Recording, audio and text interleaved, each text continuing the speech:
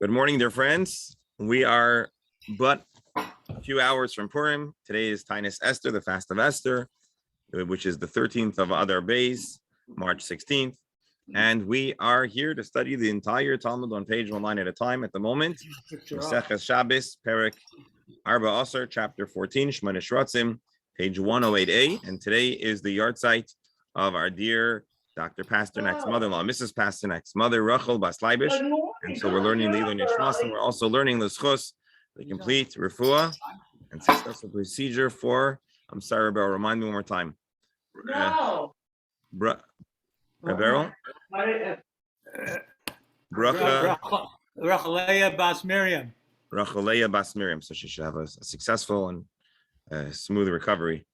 And let's get started. So today's Gemara, in many ways, will sound and feel familiar because we're mostly going to be reviewing. The Gemara is going to be reviewing some of the ideas with different sources. And so let's take a look. And with Hashem's help, we'll even finish the Mishnah. Again, today will be a shorter session as Purim approaches. There's a lot happening, Baruch Hashem. Oh, like they're getting that here, a fog. All right, we're going to hit mute all, and then we're going to get started. And again, Yashakayach, thank you for being here. The Gemara yesterday told the tale of the greeting committee that went to greet Rav as he returns from Israel to Bavel. Rav becomes the star of Torah in Bavel, but this is the beginning. People didn't know him; they were still figuring him out. And so the great Shmuel, who was also a physician, and Karna, another great sage of the era, are there to greet Rav. And there's a few different nuanced interpretations of what exactly happened. There was the water rose to honor him in a miraculous manner. They understood he was great, and they asked him some questions. They invite him home, and ultimately, although the attempt was to heal him, it put him in duress, and he lashed out at the person who's causing him discomfort, which was Shmuel. And perhaps as a result, Shmuel never had any boys; he only had girls. And that's the story. Today's Gemara is now going to bring some other sources to the ideas taught by Rav as he's coming off the boat, arriving into Bavel. Ketanoi, the debate that he mentioned about the source, of the biblical clue to the location of Jewish circumcision. How do we know that Mila is Boisei Makim, Nemar Kan or Lasai? It has to do with yes, Professor. I have a question about the previous segment.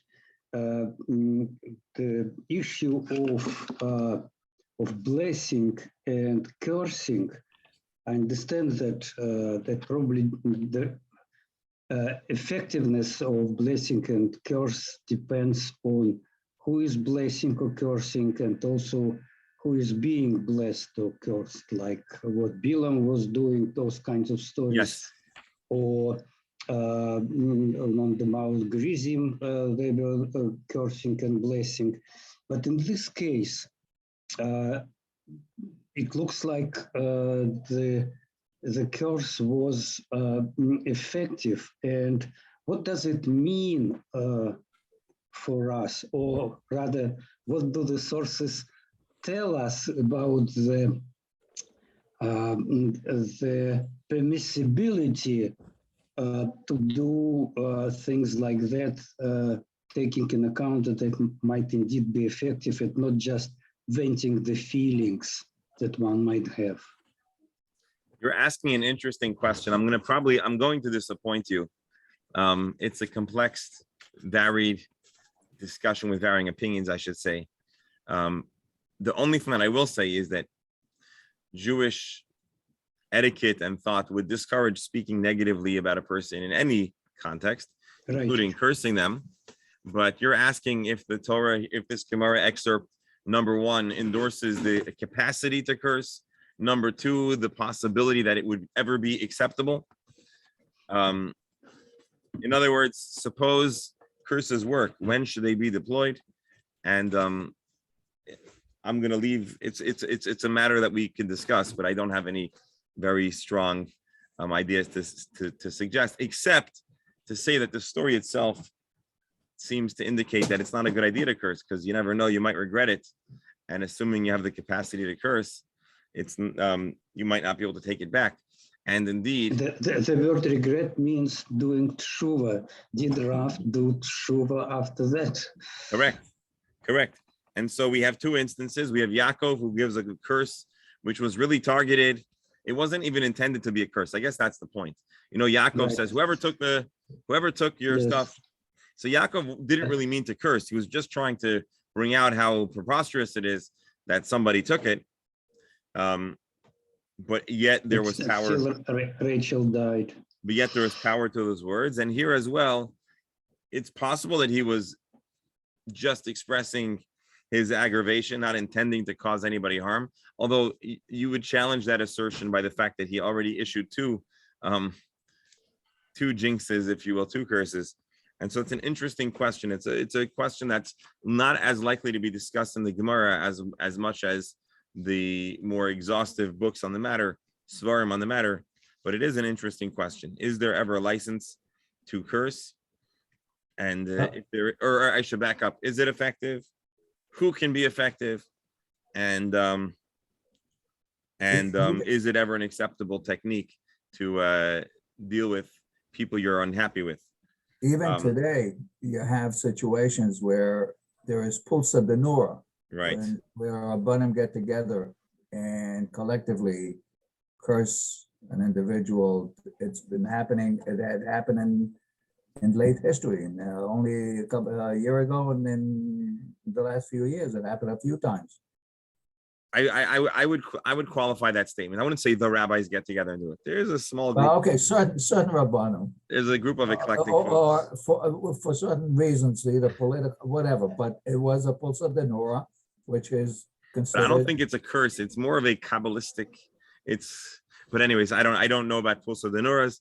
I've never done them, and certainly the Chabad philosophy is to speak positively and not to try to bring harm to people.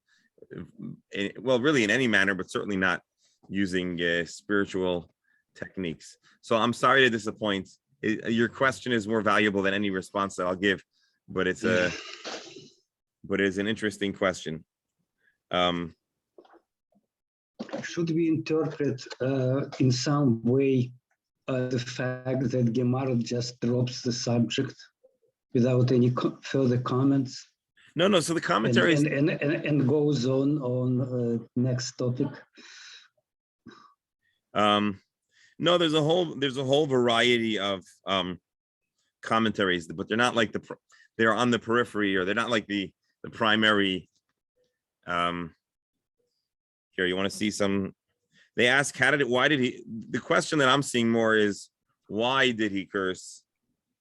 Surely he could have realized that either they were trying to help him, or at the very least, he should have given them a little more time to prove themselves.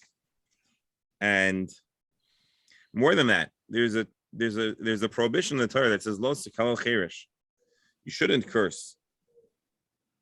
So generally, cursing is a negative idea in Torah.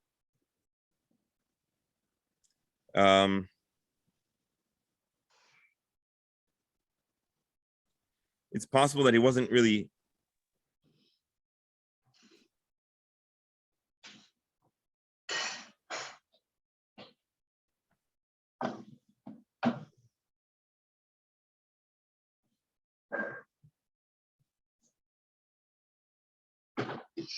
All right, there's one idea. There's a sefer that says, Rav cursed them to help them out, because his curse wasn't to direct evil towards them, but was to ensure that any punishment, this is what one of the Svarim here say, any punishment they receive should be in this world and not in the world to come. And so he had the power to ask Hashem, if you will, to allocate the negativity to transpire in this world in a way that would diminish the suffering in the world to come. So it was blessing in disguise. Not blessing in disguise, but in the balance, I guess it was with a pause. This is one interpretation here.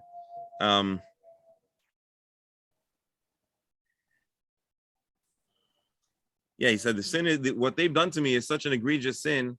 They're going to pay for it. Let it be in a way that it's of less pain. The Chazon Ish explains.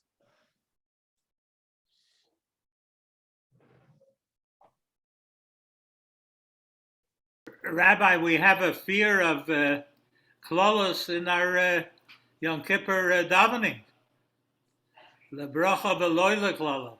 Correct, because we don't want to be the subject of a curse. No, And but they have power, obviously. with that statement that you're saying, the bracha of the klala, which I think you're referring to From Rosh Geshem Chodesh. and Tal, is that certain things in this world can be both a blessing and a curse, or certain elements can have positive and negative effects. And so we ask Hashem that water should water our crops and not drown or ruin cause a landslide, and etc. The Chazon Ish says, and this is in line with that kind of thinking. He says, listen, Rav was the great Torah scholar, and he's arriving to Bavel. He represents the totality of Israel Torah knowledge and Babylonian Torah knowledge, and they're just abusing him and harassing him, and he feels a responsibility to uphold the honor of Torah. So again, these are not going to answer or totally help us make sense of this. And there are other commentaries, but it'll take a little more. It'll take a little more pausing here. So, anyways, leave it at that. Good question, and we can keep our eyes peeled for other answers. So now the Gemara says, "Kitanoi." The discussion about the circumcision is actually the answer Rav gave is reflected in a Mishnaic conversation. The Brisa asks, "How do we know the location of the Jewish circumcision?" And he says what we read before. Now, it says by the trees that the first 3 years they shouldn't be used, and the word is arlasei. The number lahalan arlasei, and it says that on the 8th day you should circumcise bisar arlasei, the flesh of the arla. Malahalan davar shaisapri, just as the tree story is about fruits. Afkan davar shaisapri. So similarly, it's a place that's involved in the reproductive process. Divi Rabbi Yeshia, this is what Rabbi Yeshia says. Rabbi Nassan says another answer. This answer is unneeded. Because there's an explicit verse that says, the Arel Zachar Asher Lo Yimalet Basar Lato. The discussion of the carbon Pesach. Oh, no, I'm sorry. No. The discussion of Karis, a person who fails. I think so. Yeah, a person who fails. Loading slow. A person who fails to be circumcised will be cut off from his nation. The fact that it says Arel Zachar distinguishes that it's the males that need to be circumcised. We understand that this is something that is distinct of the male population, and therefore we understand from this verse, biblically, not just from an oral tradition, the site of the Jewish circumcision. So all this Gemara did over here is brought us a machlokes of Tanaim and an additional source in the Torah about circumcision. Now we're going to go back to our discussion about tefillin and the materials that the tefillin can be written upon, which we discussed yesterday and the day before that, Monday and Tuesday. Koisvin tefillin agabe or behemotayr.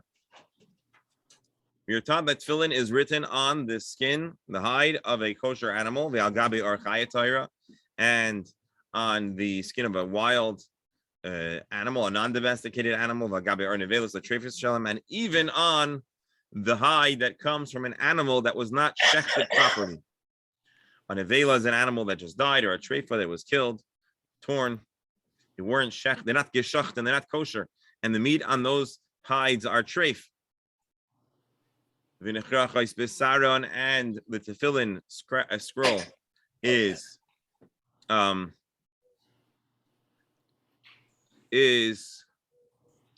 they're wrapped up in the skin. Vinis pares begidin, and the tefillin are stitched up with the sinews. Halacha Moshe Messinai.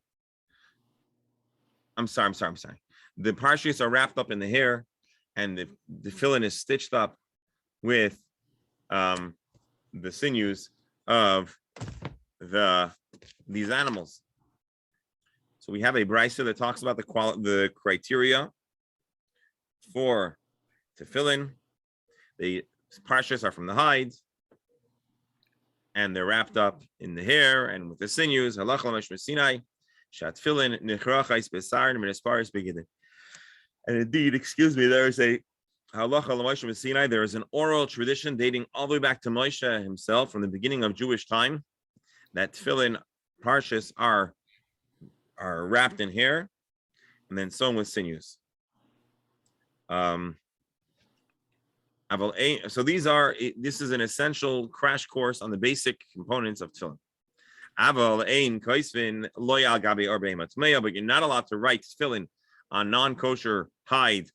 I'm sorry, hide from a non-kosher animal, nor on the unkosher wild animal. Certainly not if the animal was just died or whatever.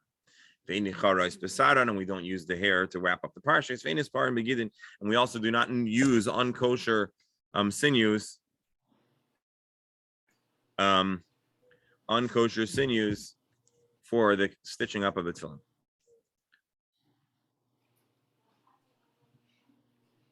So this is a brisa that teaches us all about the materials of tefillin and that they have to be from a kosher animal. The Gemara is going to. Is there a reason why they specifically indicate that you can't use it in non-kosher animals? Because from the positive you can learn about the negative. From the hen you can learn about the love. So is there a reason for them indicating also? That's an interesting question. I mean, the simplest answer is likely because we want to be absolutely certain. Also, this is a brisa, not a mishnah. So brises tend to run a little longer than mishnahs. I believe it's a brisa, although maybe it's a mishnah. Yeah, it's a brisa. That's an interesting diuk. Why is the Gemara marich? Or I should say the brisa. Why is the brisa marich? Maybe it has to do with the next segment. Let's see. It's possible that it has this arichot because of the coming segment. Vizu she'ela she'al baitusi echad. Excuse me, et Rabbi Yoshua Hagarsi. And this is the question that a certain Bethusian, a Baitusi, asked Rabbi Yoshua Hagarsi. Now we know that there were two sects that seem to be companion groups, the Siddukim or the Sadducees and the Baitusim, the Bethusians. Somehow the Baitusim generally were a little bit sidelined. They don't get as much airtime. They're not referenced as often as the Tziddukim. There are those that say that they may have been synonymous, and that would explain why you don't hear a lot of mention, because it is represented typically by Baitos.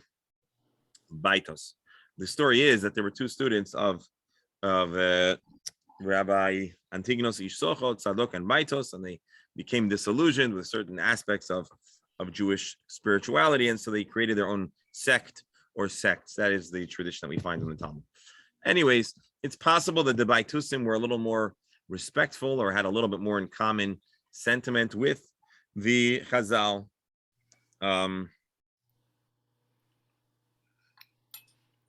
Anyways, but that's the general story. So here is the question that a Bethusian, a Baitusi, asked Rabbi Yeshua Hagarsi. Interesting question. Minayin, he says, hey, can I ask you a question? Now, here's something that you learn when you're a rabbi or in an industry where you field questions. Many times the question is not the question.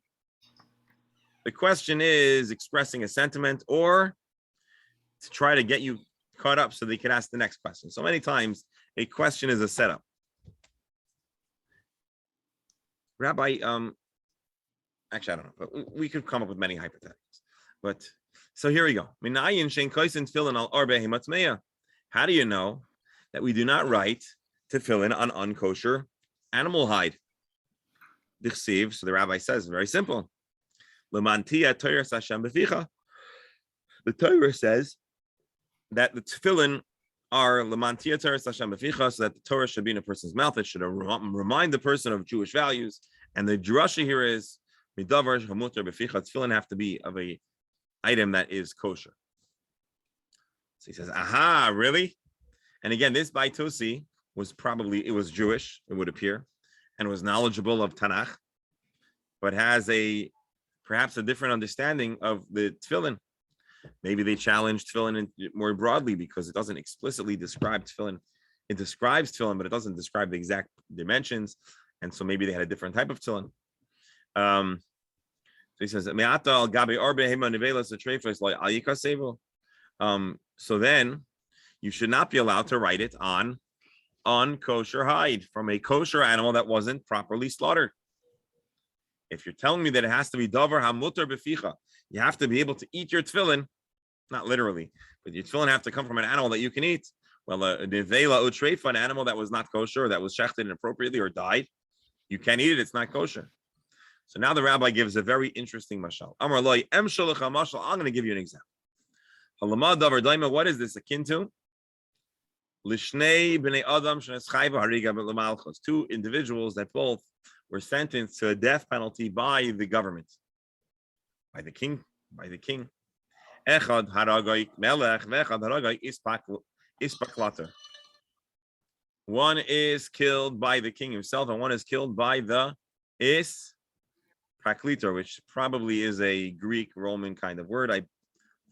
We can Google it. No, it's being spelled wrong.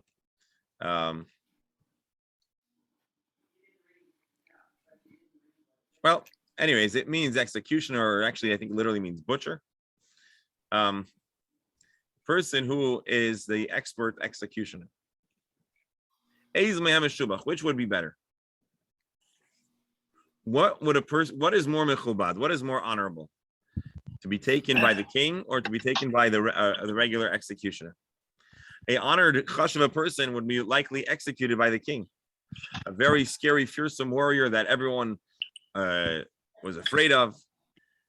And so it's not good to die, but it's, and this probably makes more sense in that culture than today's culture. And so he says, the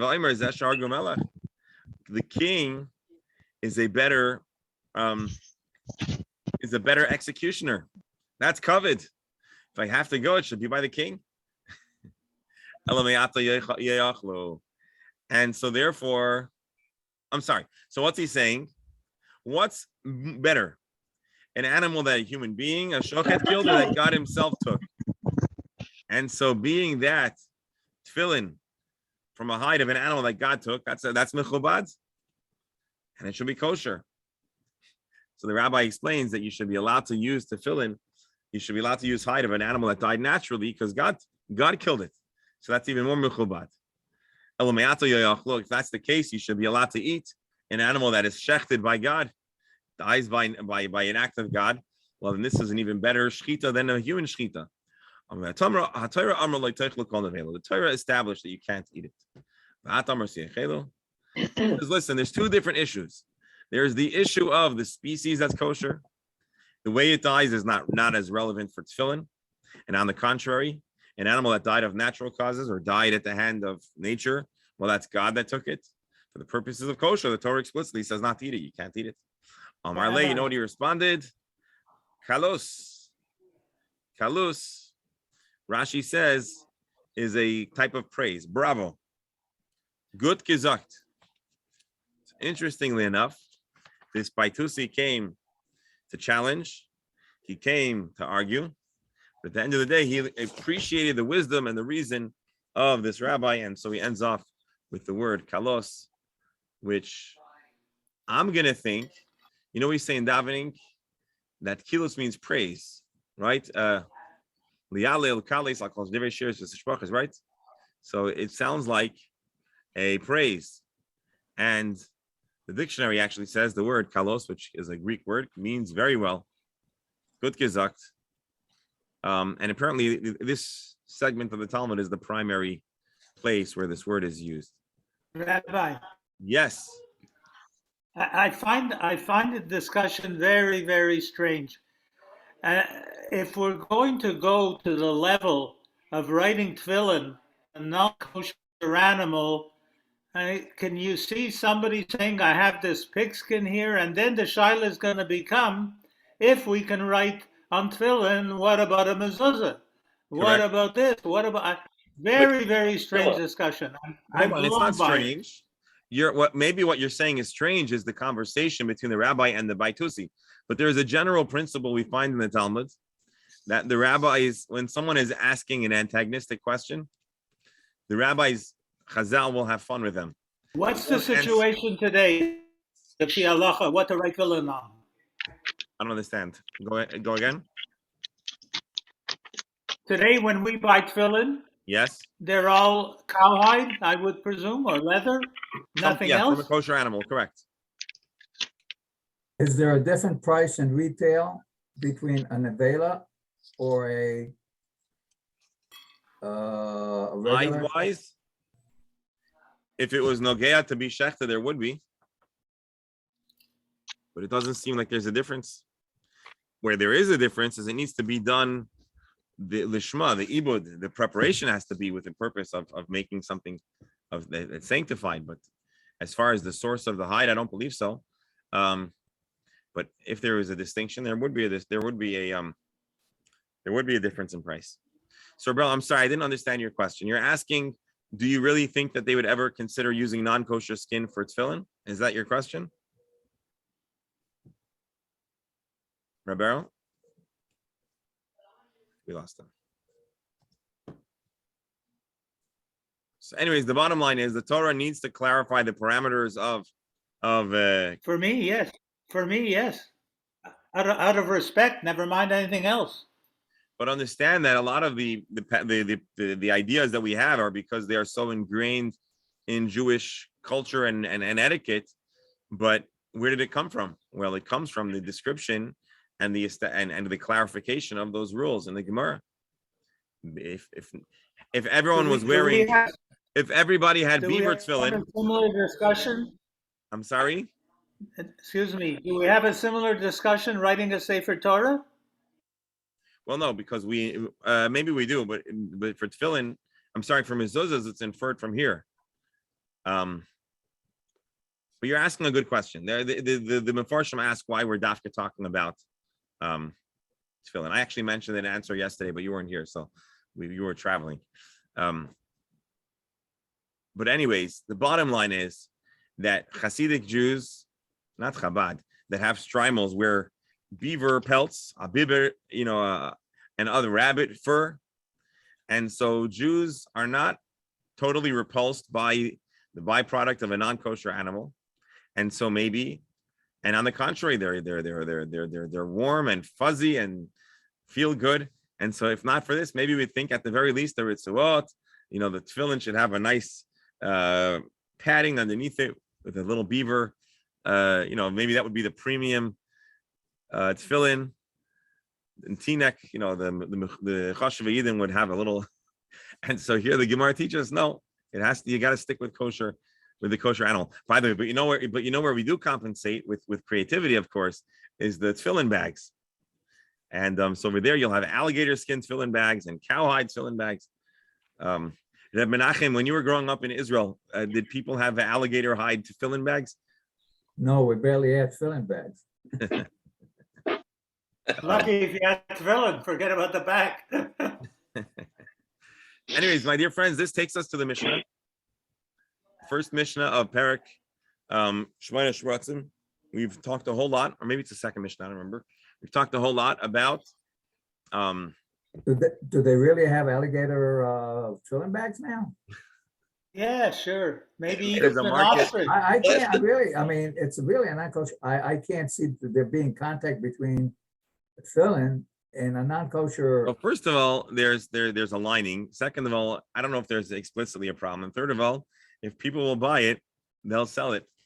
And if they'll sell it, people will buy it. So, I mean, obviously, then they'll come out with the ostrich leather, which is 10 times the price. Well, listen, these young men, they've graduated from selling the little candles of pre-filled oil in front of the yeshiva. Now they're Right. but I'll tell you, you won't find it in Teaneck. And the 5 towns maybe, but not in Teaneck. okay, not in Teaneck. Amen. Tell them. In Tom's River, you'll find a whole bunch of no. The category is called prestige marketing. You'll have a Hermes bag soon for $25,000. Yep. By the way, when I was living in New York, I would visit I would visit an office on Fridays doing Chabad Mitzvahim, and they were a wholesaler of premium high-end materials. And so you'd walk in and you'd see a bunch of alligator skins, like hides, just like on the one side, and then a bunch of, other like, big cow sheets of, so it was interesting. Anyways, my dear friends, this concludes our shortened edition in honor of Purim, Shushan Purim. Tomorrow we will not, unfortunately, be able to have a Gemara shir. It'll be a little busy. I'm assuming most other folks will be busy too. But again, just to close off, we're dedicating today's learning for Rachel Bas Leibish and for the complete and speedy recovery and successful procedure for Rachel Leah Bas Miriam. Leah Bas Miriam. Should all be good and smooth and a fast recovery. And I also want to mention Leah Bas Rita, Malka Bas Rivka. And we should have only an abundance of good news, healthy news, happy news. Afreilich in Purim, with Hashem's help, will resume on Friday. Ashenim Daik. Thank you all. Amen. Freilich and Purim. Like some mess.